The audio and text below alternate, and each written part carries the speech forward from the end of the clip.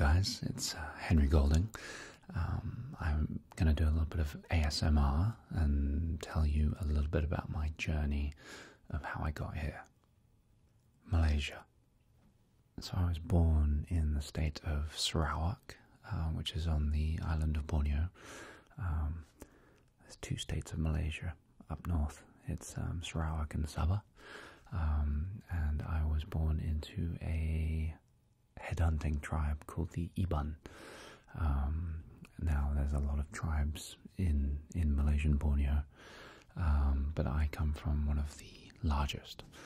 And I grew up predominantly on the east coast of Malaysia in Terengganu, but moved over to the UK when I was probably about 8 or 9 years old. My father's British, and so grew up the rest of my life in Surrey, just south of London. Before all of this movie business started, I was a travel host for about 8-9 years. One of the shows that I did was called Surviving Borneo, and that was me in the jungles for about 2 months with different members of the tribes in Sarawak, and I went through a lot of kind of rites of passage for a young male going into adulthood, and so it was an extremely eye-opening journey. I got a huge souvenir in the form of a tattoo on the side of my leg, which took about like 10 hours, the old traditional way of tapping away. But yeah, that was one of the most memorable things that I've done. I think for me, the decision to take part in something like that was really to explore my roots, understand where my sort of family heritage came from, and I think really sort of bring myself to a very simple existence for a little bit. It was just myself, and at one point it was my uncle, or there would be like 1 or 2 people in the middle of the jungle, no camera crew, just me holding the camera and hunting, surviving, and living off the land. Now this is the sound of Malaysian coins.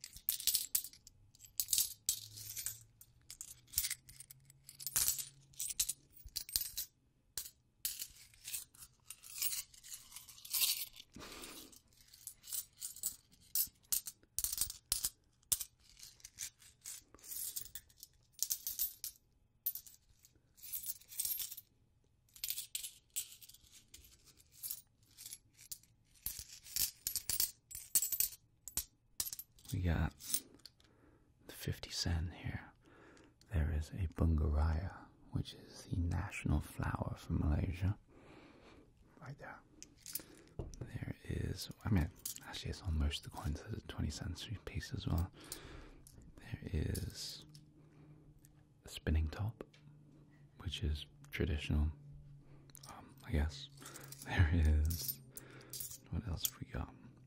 We've got a kris, which is a traditional sort of dagger, which the Malays use to adorn their traditional outfits. And we have, what else is there? This is called a wow, W-A-U, which is a traditional kite, which is made in like just in the outer sort of territories of Malaysia, in the different states. But that's very, very Malaysian. And lots of other little things. Thank you. Hairstylist. I was about 14 years old when somebody at my school had like a Saturday job, and they didn't want to do it anymore, so I took it over. And so I would go to school Monday to Friday, and then Saturdays I would wake up early. I'd go cycle into town and spend the day sweeping up hair and cleaning up around this barber shop. And that was really the sort of beginning of me finding a passion in hairstyling. And as soon as I finished school, I knew that I wanted to go into an apprenticeship. Actually, I read somewhere that it was like the happiest job you could ever have, because if you think about it, every 45 minutes you start over again. You never bring anything from the last haircut or the last blow dry to the next project. And every day, every morning, you start with a clean slate. I very rarely do people's hair now. Once in a while I do my wife's hair. If we have sort of an event or something and, you know, she doesn't have a hairstylist, I'll give her a once over with a blow dryer and stick some product in there, a bit of hairspray. More often than not, I'm usually cutting little children's hair, because all of our friends have kids now, and I've just become the local hairdresser for their kids. This is the sound of hairstyling. Ooh.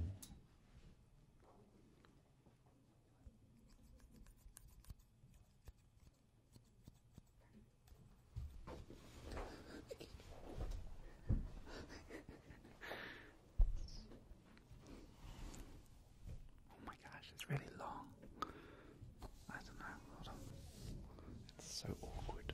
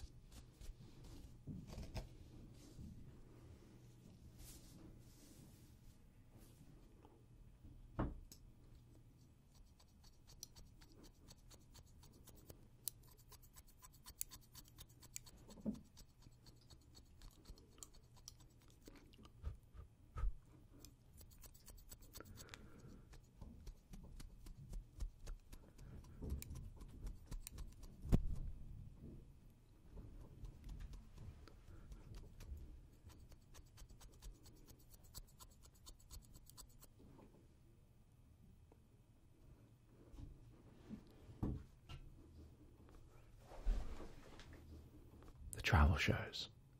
When I moved from London to Malaysia, it was really to get into television, and so my first job was with a company called 8TV, and the show was called The Quickie, and it was on live every night. It was just like a lot of daily stories about what's happening around Kuala Lumpur, and that led on to my first travel show, which was called Welcome to the Rail World, Malaysia.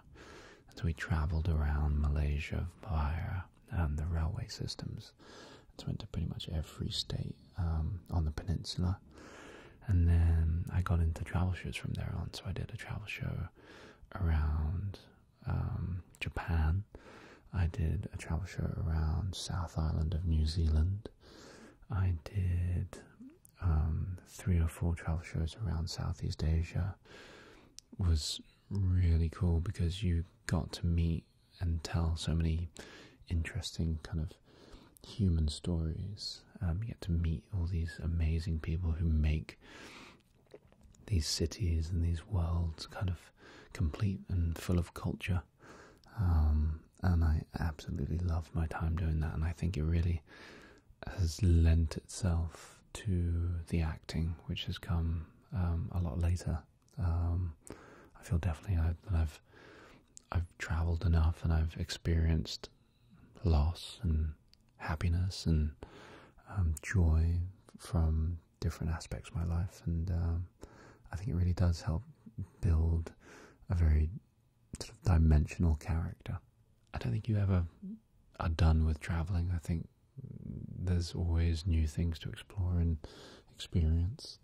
I gotta do a little bit more of South America. I haven't done much of that. Even America, actually, I've only done the coasts. So if anybody out there would like to invite me to their home state, let me know. Drop a message down below. This is the sound of places that I have been.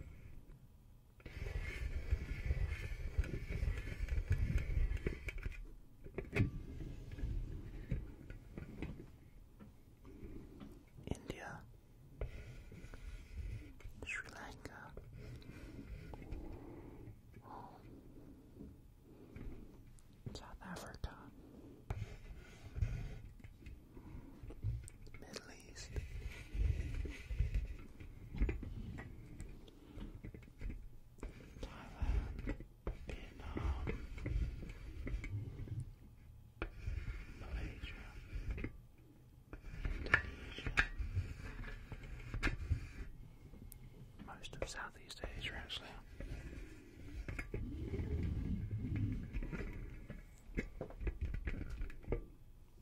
Australia. New Zealand.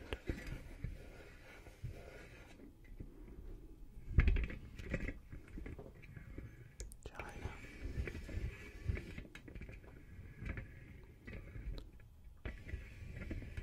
West Coast.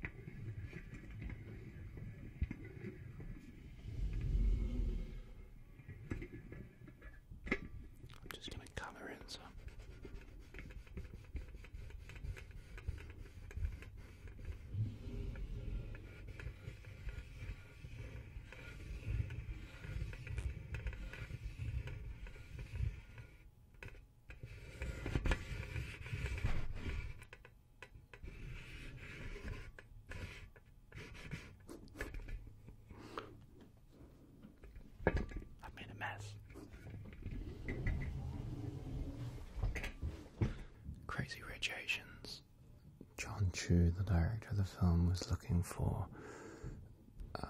this one particular character, Nick Young, and they pretty much saw every viable male in the world, but he still couldn't believe that he hadn't found the right guy.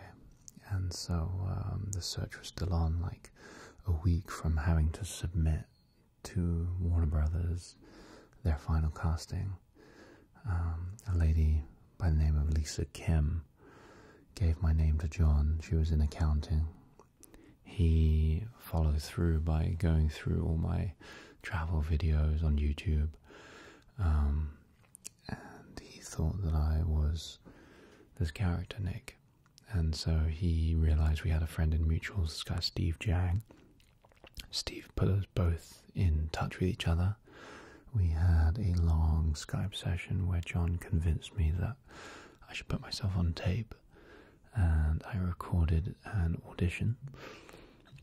I did it twice, in fact, and then I did a chemistry test. I flew all the way to LA from Singapore, did a chemistry test.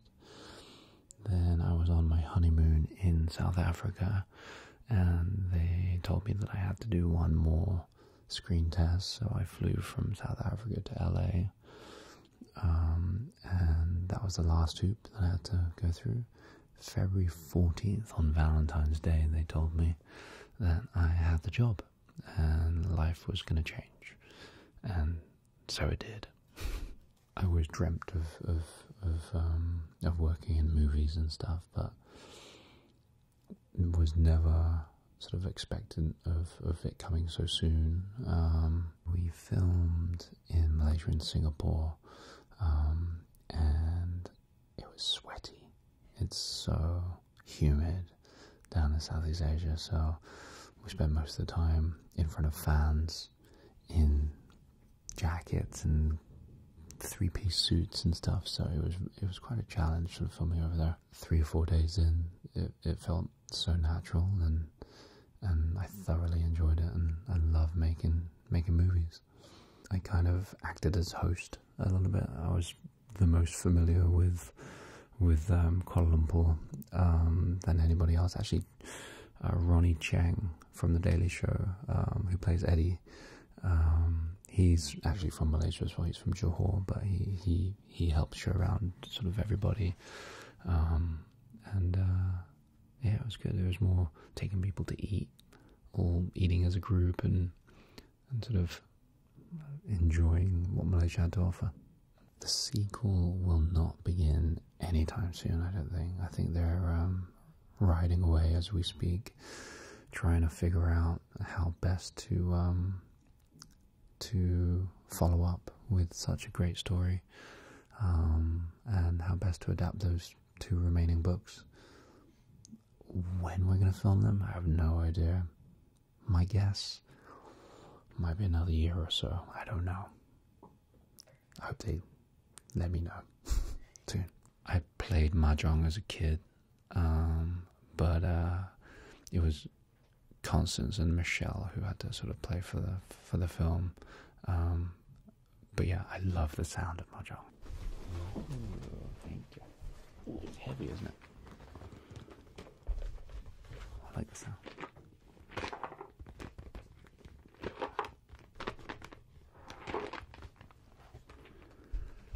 This is mahjong.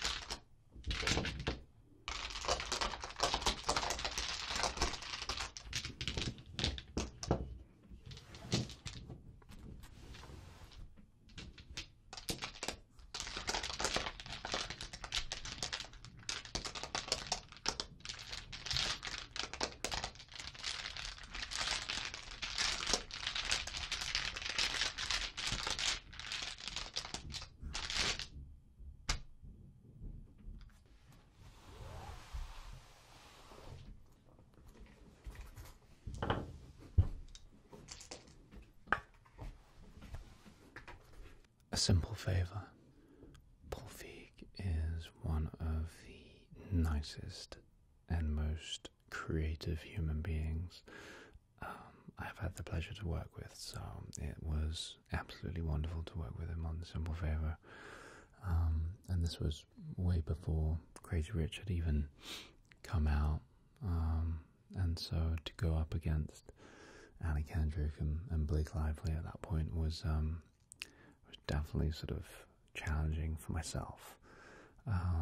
But he had so much faith in me.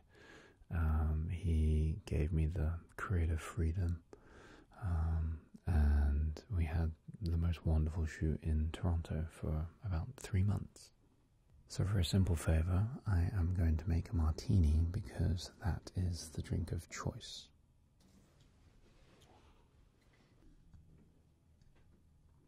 First we gotta skewer the olives.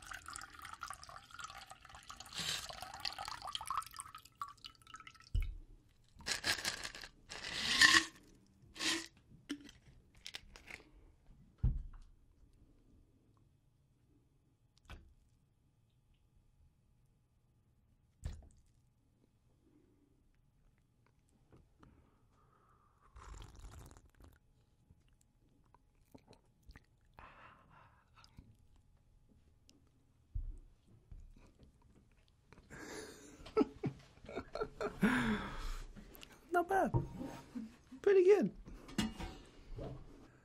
So sadly, we've come to the end of our ASMR session. I do hope that you've enjoyed it. This has been Henry Golding for W Magazine. I myself have personally loved this. It's wonderful to just have a nice little moment to yourself. Make a nice fresh martini and enjoy all its vodka-ness.